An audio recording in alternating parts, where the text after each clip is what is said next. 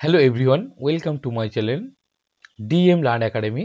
DM learn একাডেমিতে সবাইকে স্বাগত জানাই। বন্ধুরা, আশা করি তোমরা সবাই ভালো আছো।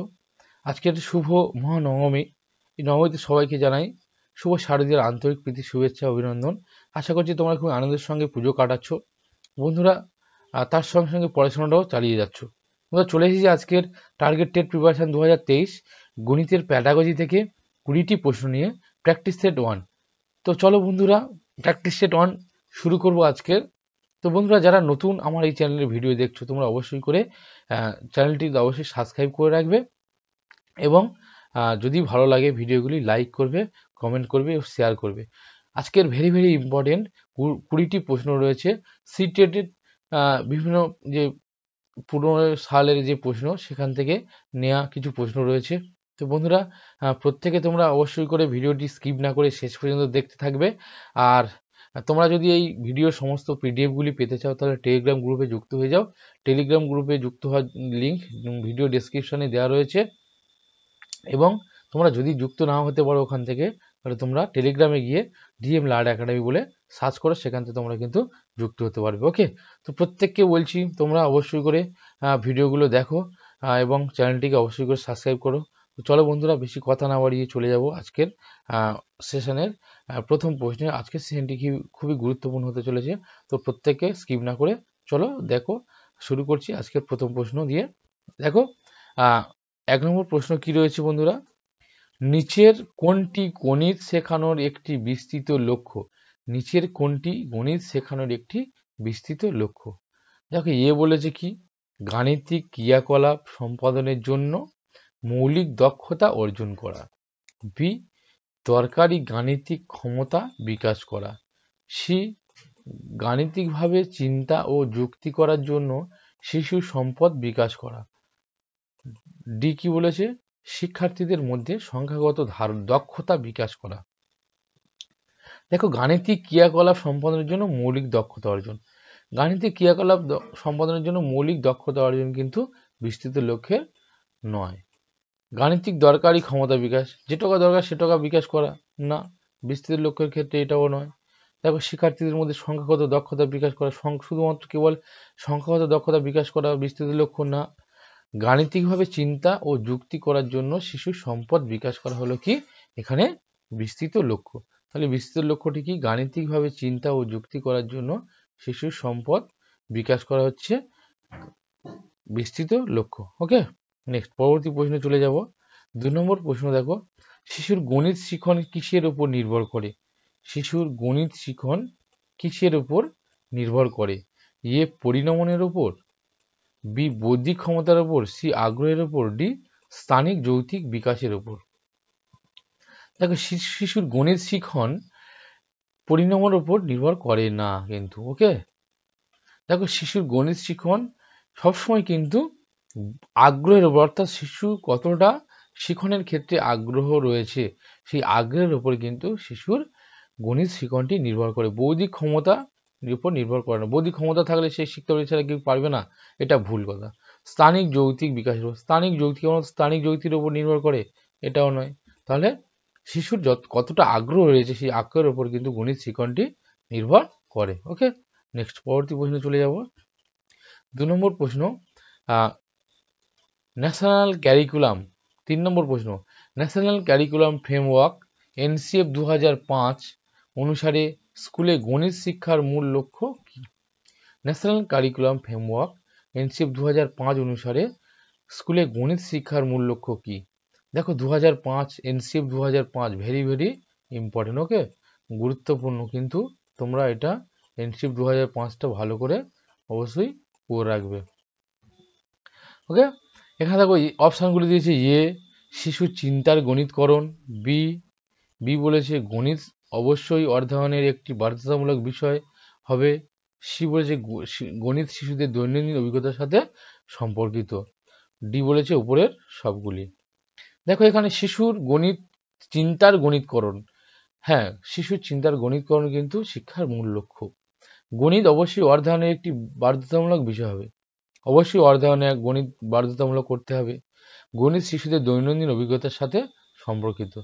অবশ্যই সম্পর্কিত দৈনন্দিন অভিজ্ঞতার সাথে। তাহলে এখানে সঠিক উত্তরটি কি হয়ে গেল? উপরের সবগুলি। ওকে, চলো পরবর্তী প্রশ্নে চলে যাব। বন্ধুরা 4 নম্বর প্রশ্নে চলে এসেছি। দেখো, গণিতের প্রকৃতি কি? গণিতের প্রকৃতি কি? এ যৌক্তিক, বি অলংকার সমৃদ্ধ, সি কঠিন, আর ডি কোনোটি না। দেখো, গণিতের প্রকৃতি কিন্তু সবসময়ই কি হবে? যৌক্তিক। বন্ধুরা যৌক্তিক দেখলে আর কোনো কিছু ভাবার চিন্তা নেই এখানে। তাহলে গণিতের প্রকৃতি কি হচ্ছে? যৌক্তিক। ওকে, নেক্সট পরবর্তীতে চলে যাব। দেখো 5 নম্বর প্রশ্নে চলে এসেছি বন্ধুরা।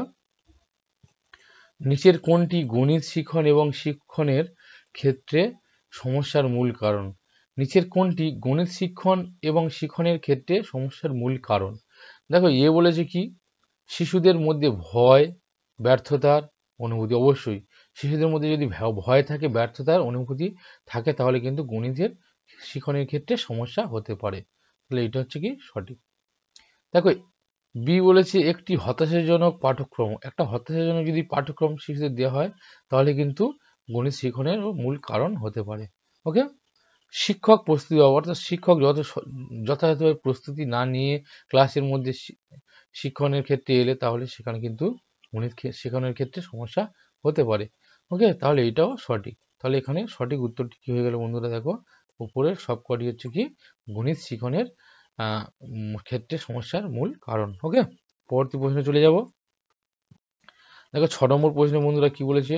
গণিতের প্রতিকারমূলক শিক্ষার মূল উদ্দেশ্য। প্রতিকারমূলক শিক্ষার মূল উদ্দেশ্য দেখো, শিক্ষার্থীদের মেধার বিকাশ ঘটানো, বি শিক্ষার্থীদের আচরণ পরিবর্তন করতে, সি পাঠ্যক্রমের বাইরে পাঠদান, ডি স্বতন্ত্রভাবে শিক্ষার্থীদের সাহায্য করা।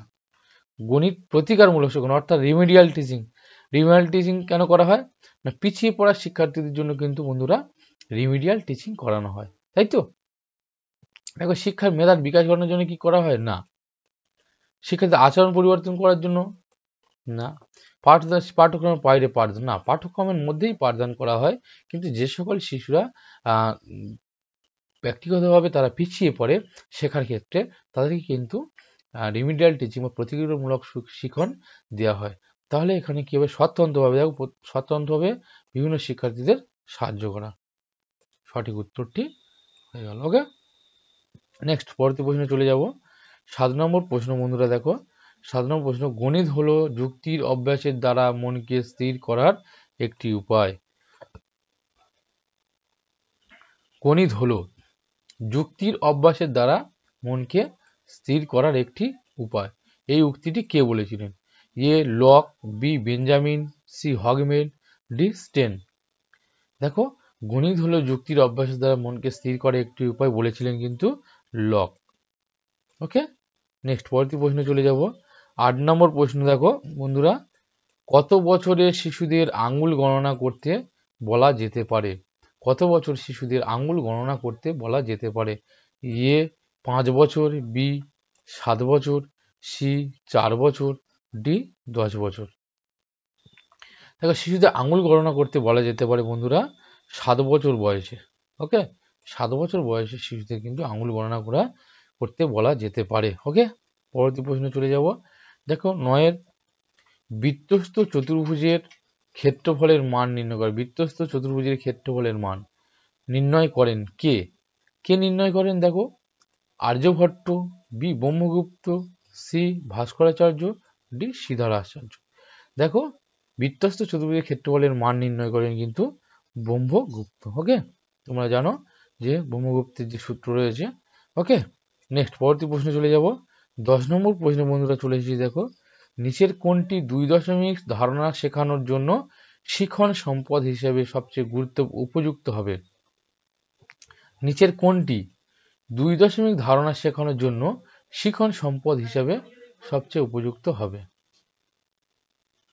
এ জিওবোর্ড, বি জপমালা এবং string, C graph paper, D abacus. দেখো, সবসময় কিন্তু দশমিকের ধারণা বোঝানোর জন্য সব থেকে উপযুক্ত হবে কি? Graph paper. ওকে, নেক্সট পরবর্তী প্রশ্ন চলে যাব। 11 নম্বর প্রশ্ন দেখো, 11 নম্বর প্রশ্ন কি বলেছে? নিম্নলিখিত মূল্যায়ন কৌশলগুলির মধ্যে কোনটি বাস্তব জীবনের সাথে গণিতের সংযোগ তৈরি করতে এবং আন্তঃশৃঙ্খলা বাড়াতে ব্যবহার করা যেতে পারে। দেখো বাস্তব জীবনের সঙ্গে বলেছে ফিল্ড ট্রিপ, মৌখিক পরীক্ষা, ডিল ওয়ার্কস। দেখো মৌখিক পরীক্ষা কিন্তু বাস্তব জীবনের সঙ্গে সম্পর্কিত করা যায় না। তোমরা ভালো করে জানো যে মৌখিক পরীক্ষা মুখে মুখে ধরার, তাহলে এটা হবে না। বি দেখো জরিপ, প্রকল্প, চেকলিস্ট। দেখো চেকলিস্ট কিন্তু বাস্তব জীবনের সঙ্গে সম্পর্কিত নয়। সি ফিল্ড ট্রিপ, মৌখিক পরীক্ষা, চেকলিস্ট। আবার বলেছি মৌখিক পরীক্ষা, তাহলে এটাও হবে না। ডি কি বলেছে দেখো ফিল্ড ট্রিপ, জরিপ, প্রকল্প। তিনটে দেখো বাস্তব জীবনের সঙ্গে সম্পর্কিত বা সংযোগ স্থাপন তৈরি করতে পারে। ওকে, তাহলে এখানে সঠিক উত্তর কি গেল বন্ধুরা? ফিল্ড ট্রিপ, জরিপ, প্রকল্প। নেক্সট পরবর্তী প্রশ্ন চলে যাব। 12 নম্বর প্রশ্ন বন্ধুরা দেখো আকারের কোন দিকটি প্রাথমিক স্তরের মোকাবিলা করা হয় না? দেখো আকারের কোন দিকটি প্রাথমিক স্তরে শেখানো হয় না বা মোকাবিলা করা হয় না? বলেছে কি প্যাটার্ন, বি কোণ, সি প্রতিসাম্য, ডি টেসেলেশন। দেখো এখানে প্যাটার্ন শেখানো হয়, কোণও শেখানো হয়, টেসেলেশনও শেখানো হয়, কিন্তু প্রতিসাম্য শেখানো হয় না। প্রতিসাম্য কিন্তু শেখানো হয় 9, 10, 8 সম্ভবত 8 থেকে শুরু হয় প্রতিসাম্য। ওকে, নেক্সট পরবর্তী প্রশ্ন 13 নম্বর প্রশ্ন দেখো বলেছে ক্লাস 2 এর একজন শিক্ষক তার ছাত্রদের জিজ্ঞাসা করেন 4, 1 ও 3, 10 লিখুন। 4 ও 1 ও 3, 10 লিখতে বলেছে। কিছু ছাত্র 34-এর পরিবর্তে 43 লেখে। একজন শিক্ষক হিসাবে আপনি কিভাবে ছাত্রদের ধারণাটি বুঝতে সাহায্য করবেন? সিটেট 2018 প্রশ্ন দেখো বলেছে সর্বদা 10-এর কলম পদ্ধতি শেখান। বি কলাম পদ্ধতিতে অনুশীলন করার জন্য প্রচুর প্রশ্ন দিন। সি শিক্ষার্থীদের অ্যাবাকাসে প্রতিনিধিত্ব করতে বলুন এবং তারপর লিখুন। ডি তাদের বলুন এটি ভুল, 5 বার সঠিক উত্তর লিখতে বলুন। এটা কিন্তু ভুল কখনো বলা যাবে না, আর সঠিক উত্তর লিখতে বলা যাবে না এইভাবে। দেখো 10-এর কলাম শেখান, 10-এর কলাম শেখালে কি হবে শুধু? না। আর এখানে প্রচুর প্রশ্ন দিন বলেছে, প্রশ্ন দেওয়া যাবে না কখনো। তাহলে শিক্ষার্থীদের অ্যাবাকাসে প্রতিনিধিত্ব করতে বলতে হবে এবং তারপর লিখতে হবে। তাহলে অ্যাবাকাসের মাধ্যমে প্রথমে তাদেরকে বিষয়টি বোঝাতে হবে, তারপর তাদের লিখতে বলতে হবে। ওকে, নেক্সট পরবর্তী প্রশ্নে চলে যাব। দেখো 14 নম্বর প্রশ্ন। 14 নম্বর প্রশ্ন কি বলেছে? গণিত শ্রেণীকক্ষে দৃষ্টি প্রতিবন্ধীদের জন্য শেখার উপকরণ হিসাবে কোনগুলি ব্যবহার করা যেতে পারে? দেখো দৃষ্টি প্রতিবন্ধীদের জন্য বলেছে টেলরের অ্যাবাকাস, ভগ্নাংশ কিট, নম্বর চার্ট। দেখো নম্বর চার্ট কিন্তু দৃষ্টি প্রতিবন্ধীদের ক্ষেত্রে প্রযোজ্য নয়। বি বলেছে নম্বর চার্ট, আবার নম্বর চার্ট বলেছে দেখো এখানে কম্পিউটার জিওবোর্ড, তাহলে নম্বর চার্ট থাকলে কিন্তু হবেই না। সি কি বলেছে দেখো টেলরের অ্যাবাকাস, কম্পিউটার, জিওবোর্ড। দেখো টেলরের অ্যাবাকাস দিয়ে অবশ্যই শেখানো যাবে, কম্পিউটার, জিওবোর্ড। তাহলে এখানে সঠিক উত্তরটি কি হয়ে গেল দেখো বন্ধুরা, সিটটা হচ্ছে কি সঠিক উত্তর, টেলরের অ্যাবাকাস, কম্পিউটার, জিওবোর্ড। দেখো ডিটা কি বলেছে কম্পিউটার, নম্বর চার্ট, জিওবোর্ড। নম্বর চার্ট হচ্ছে মানে আবার হবে না, তাহলে টেলর, অ্যাবাকাস, কম্পিউটার, জিওবোর্ড। পরবর্তী প্রশ্নে চলে যাব। দেখো বন্ধুরা বলেছে এনসিএফ 2005 অনুযায়ী প্রাথমিক স্তরে গণিত শেখানোর উদ্দেশ্য নিচের কোনটি? সিটেট 2016 সেপ্টেম্বরের প্রশ্ন। দেখো বলেছে এনসিএফ 2005 অনুযায়ী প্রাথমিক স্তরে গণিত শেখানোর উদ্দেশ্য নিচের কোনটি? বলেছে কি উচ্চতর এবং বিমূর্ত অঙ্ক শেখানোর জন্য প্রস্তুতি।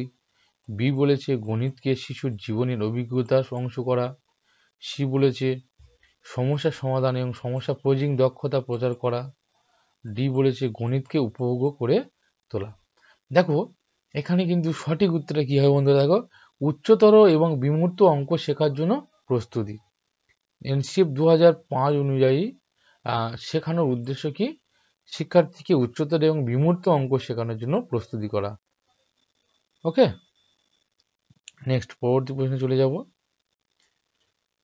16 নম্বর প্রশ্ন বন্ধুরা দেখো একটি গণিত ক্লাসরুমে কিসের উপর জোর দেওয়া উচিত? একটি গণিত ক্লাসরুমে কিসের উপর জোর দেওয়া উচিত? শুধুমাত্র গাণিতিক বিষয়বস্তু, বি গাণিতিক প্রক্রিয়া এবং যুক্তি, সি গাণিতিক সমস্যার সমাধান, ডি আনুষ্ঠানিক গাণিতিক অ্যালগরিদম এবং প্রক্রিয়া। তাহলে দেখো, একটি গণিত ক্লাসরুমে কিসের উপর জোর দেওয়া উচিত? শুধু গাণিতিক বিষয়বস্তু না, গাণিতিক সমস্যার সমাধান না, অ্যালগরিদম প্রক্রিয়া, এটা কিন্তু হবে না। দেখো, গাণিতিক প্রক্রিয়া এবং যুক্তির উপর কিন্তু শিশুদেরকে জোর দিতে হবে। ওকে, নেক্সট পরবর্তী প্রশ্নে চলে যাব। 17 নম্বর প্রশ্ন বন্ধুরা দেখো, প্রাথমিক স্তরের একজন গণিত শিক্ষকের জন্য কি বোঝা সব থেকে গুরুত্বপূর্ণ? প্রাথমিক স্তরের একজন গণিত শিক্ষকের জন্য কি বোঝা সব থেকে গুরুত্বপূর্ণ? শিক্ষকের জন্য কিন্তু দেখো, গাণিতিক সূত্র বুঝলে কি শুধু হয়ে যাবে? না, দেখো গণিত শিক্ষাবিদ্যা, গণিতের পাঠ্য বই, শুধু পাঠ্য বই বুঝলে কিন্তু হবে না, আর গাণিতিক ভাষা হবে না। তাহলে কি হলো? গণিত শিক্ষাবিদ্যা, শিক্ষককে কিন্তু গণিত শিক্ষাবিদ্যাটা সব থেকে ভালো করে বুঝতে হবে। ওকে, নেক্সট পরবর্তী প্রশ্নে চলে যাব।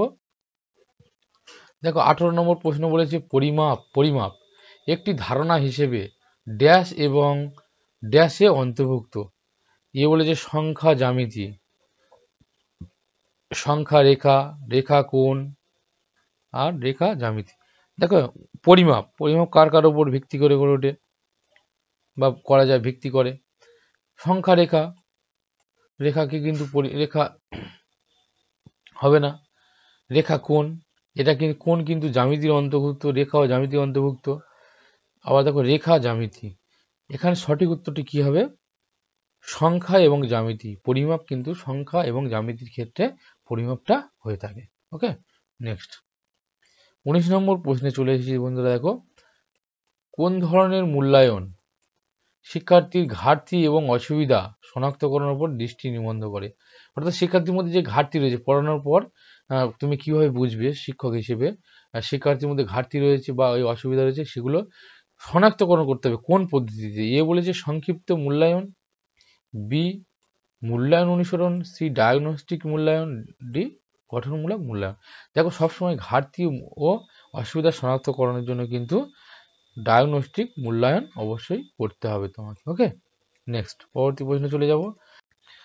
বন্ধুরা, আজকের প্র্যাকটিস সেটের শেষ প্রশ্ন চলে এসেছি। যদি একজন শিক্ষার্থীর সংখ্যা এবং গণনার সমস্যা হয় তবে তার অক্ষমতা হতে পারে। দেখো, সিটেট 2015 সেপ্টেম্বরের প্রশ্ন বলেছে, যদি একজন শিক্ষার্থীর সংখ্যা এবং গণনার সমস্যা হয়, গণনা করতে সমস্যা বা গুনতে সমস্যা হয়, তার অক্ষমতা হতে পারে। কি হতে পারে? Dysgraphia, dyscalculia, dyslexia, dyspraxia. দেখো, গণনার ক্ষেত্রে সমস্যা হলে তখন তার কিন্তু হয়ে যাবে ডিসক্যালকুলিয়া। বন্ধুরা, এটা তোমাদেরকে কিন্তু আমি বারবার বলেছি। আর ডিসগ্রাফিয়া, লেখার ক্ষেত্রে সমস্যা হলে কিন্তু ডিসগ্রাফিয়া। আর ডিসলেক্সিয়া, পড়ার ক্ষেত্রে যদি কোনো সমস্যা থাকে তখন হচ্ছে কি ডিসলেক্সিয়া। ওকে বন্ধুরা, আজকের এই ছিল 20টি খুবই গুরুত্বপূর্ণ প্রশ্ন। আশা করছি ভিডিওটি তোমাদের খুব উপকারে আসবে। আর ভিডিওটি দেখার জন্য প্রত্যেককে অসংখ্য অসংখ্য ধন্যবাদ। তোমরা অবশ্যই করে চ্যানেলটি নতুন হলে অবশ্যই সাবস্ক্রাইব করবেন, আর ভিডিওটি ভালো লাগলে অবশ্যই তোমরা লাইক, কমেন্ট ও শেয়ার করবে। আর প্রত্যেকে এইভাবে ভিডিওগুলি দেখতে থাকো, পড়তে থাকো, পরীক্ষার জন্য প্রস্তুতি নিতে থাকো। আশা করছি তোমরা সবাই পাস করবে, আর পাস করার জন্য রসদ আমি জুগিয়ে যাব প্রতিনিয়ত। তো প্রত্যেককে অসংখ্য ধন্যবাদ। প্রত্যেকে ভালোভাবে পুজো কাটাও। ওকে, থ্যাংক ইউ।